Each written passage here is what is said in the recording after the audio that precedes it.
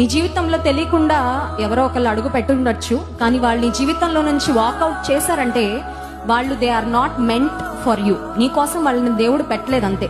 ఎందుకంటే నీ కోసం దేవుడు పెట్టుంటే వాళ్ళు నీతోనే ఉంటారు. If they walked out of your life, ఒకటే అర్థం చేసుకోవాలి, నీకు అన్నెసెసరీ పీపుల్ ని దేవుడు, నీకు తలనొప్పి అని ఆయనకి భవిష్యత్తు తెలుసు కాబట్టి వాళ్ళని ఆయన రిమూవ్ చేసేసాడు.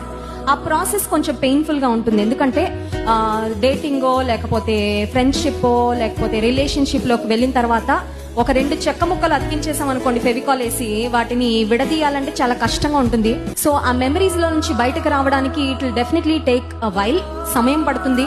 నిద్ర లేని రాత్రులు ఉండొచ్చు, కన్నీళ్లు ఉండొచ్చు, మోసగించబడ్డాను అనే బాధ, నా ప్రేమను స్వీకరించలేదు, రిజెక్ట్ చేశారనే బాధ, ఈ పెయిన్ అంతా చాలా డీప్ గా ఉన్నప్పటికీ ఒకటి గుర్తుంచుకోవాలి, అప్పటికప్పుడు మనకి సొల్యూషన్ దేవుడు ఇవ్వడు, కానీ మన ఫ్యూచర్ కొరకు ఏది బెస్ట్ సొల్యూషన్ అది దేవుడు ఇస్తాడు.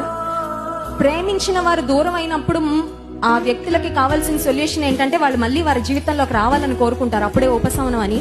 కానీ వాళ్ళు నీ కోసం మంచిది కాదు అని దేవుడు అనుకున్నప్పుడు, వాళ్ళు నీ కొరకు దేవుడు ఏర్పరిచిన లైఫ్ పార్ట్నర్ కానప్పుడు వాళ్ళని దేవుడు తీసేస్తారు.